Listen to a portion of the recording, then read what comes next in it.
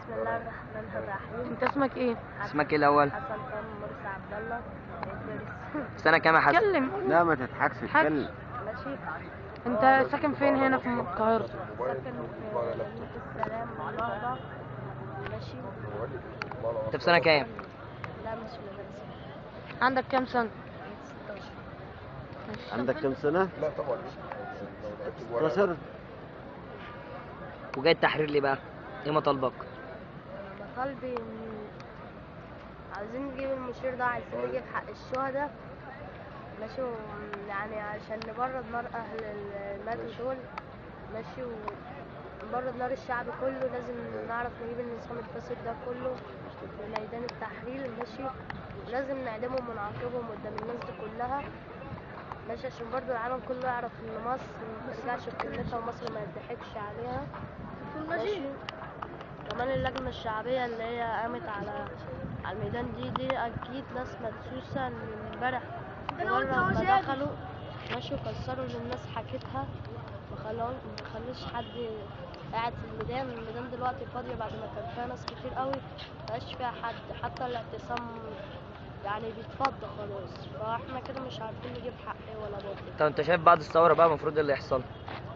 المفروض بعد الثورة اللي يحصل ده نعرف بعد ما نحاكم الرئيس والحاكم دي ناس دي كلها، اولا نعمل عيد الثورة عشان اي حد يمسك يجي على اخر السنة ويعرف يوم العيد ده يفتكر ان هو لو عمل كده، مجرد ما يعمل كده هيتشال من على هو والنظام بتاعه ده، هيتشالوا من المنصب وهيتحاكموا برضه. المحاكمة مش هتكون صغيرة، لا هتبقى محاكمة بالموت.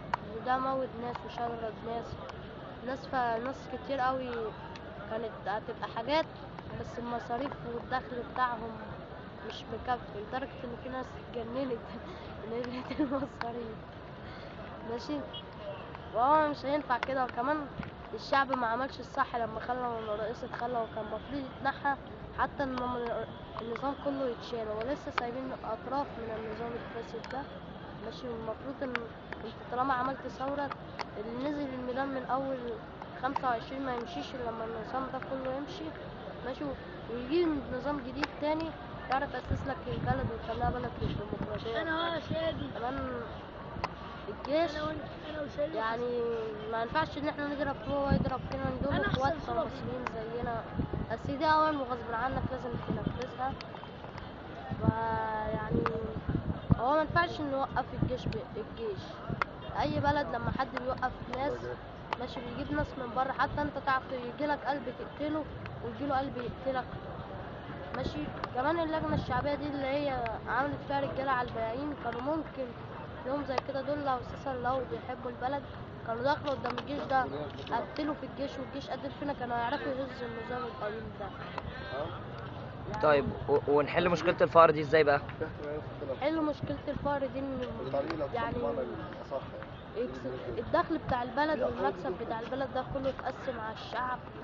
ماشي. حتى لو يعملوا كل أسرة 20 المهم انه محدش فيهم ينام جعان ومحدش يقف قدام مراته معهوش ادوا شرعية للمجلس. مؤاخذة يعني مفلس وكده. فلازم 20 جنيه في اليوم يعني 600 جنيه في الشهر، دول كويسين؟ أيوة كويسين قوي. يعمل ايه بقى بال 20 جنيه في اليوم؟ يجيب بيهم ايه؟ يعني هيجيب له مثلا بجنيه ولا بجنيه ونص عيش. ماشي. لو أسرة 3 أنفار أو نفرين. ماشي. وهيتغدى بقى يعني هيمشي نفسه. لو هيتغدى ب6 7 جنيه وهيجيب له مثلا، لو بيشرب سجاير هيجيب له سجاير على قد هيمشي مصاريف الأول، بعد كده يعرف يجيب السجاير والحاجات دي. شكرا. المفروض يبقى في مستشفيات وحاجات الناس اللي هي الطبقة المتوسطة دي اللي هي الفقيرة، يبقى في مستشفيات ومدارس حكومية. الناس حتى لما تعرف تعمل حاجة في البلد، ان احنا يعني اكننا شحاتين قدام العالم كله دلوقتي. ماشي. ومع ان بلدنا فيها فلوس كتير قوي، يعني بيبقى فيها فلوس كتير قوي، بس الحرامية بقى اللي هما النظام الفاسد دول واخدينها اول باول. انت كان ياخدوا نفسك منك تروح زيادة مدرسة؟ ايوه. كان نفسك تتعلم وتبقى احسن من كده، بس الظروف اللي في البلد اه ابويا مطلع امي بسبب المصاريف، ما بيبقاش في شغل، الناس كتير بقى، مفيش مشاريع الناس تشتغل فيها. ف يعني ناس كتير قوي، اسر محترمة جدا باظت بسبب الحوارات دي. كمان لازم يبقى في لجنة او زي حزب كده يسأل على الفلوس اللي بتدخل وبتخرج دي، ان دي فلوس الشعب مش فلوس الحكومة. ايه رايك في المجلس العسكري؟ هو قال رأيه بصراحة المجلس العسكري بيقول لازم نجيب الرئيس وطنطاوي واحد قال كده، نعدمهم هنا في الميدان. الجيش بتاعنا والمجلس مش تبعنا. طب ازاي ثانية واحدة معلش يا شادي بقى، ازاي الجيش بتاعنا والمجلس مش تبعنا هما الاتنين اصلا في بعض يعني؟ لا انت لو جيت حللت دي، المجلس ده نظام فاسد كله تبع حسن مبارك. ما هما اللي لكن تحتيه بقى الجيش كان في هو كلام فاسدين. الجيش هو الجيش، لا الجيش عساكر وظباط جنود زي الناس اللي هي ايه جت فعلا واتكلمت دي واعتقلت. احنا لازم نعرف نجيب حق الناس دي، ولازم نعرف نحيي فيهم، لازم نعرف نجيبه ونرجعه الشغل بتاعه تاني، ونجيب له حق وحق اصحابه اللي ماتوا دول. لكن المجلس زي رئيس الجمهورية ماسك البلد زي حسني مبارك بالظبط. وانت يعني احنا ما معتصم عملناش هنا ومش حاجة. هتمشي؟ لا مش حتى لو هتمشي. هموت، يعني الواحد ممكن الموت موتة واحدة. أنا الشعب المصري ده أحلى حاجة فيه إنه ما بيخافش من الموت، اللي بيموت موتة واحدة. ما حاجة من الاتنين، يا تيجي وتحرر نفسك وتعرف تعمل حاجة لنفسك في المستقبل، يا إما هتموت بقى، يبقى نهاية حياتك. المفروض الناس اللي ماتت دي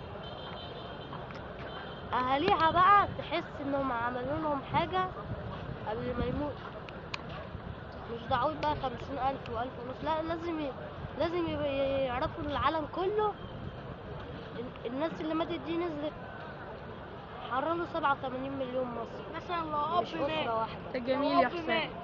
ألف شكر يا حسين. بص لو اب مات ده أحد المعتصمين في ميدان التحرير.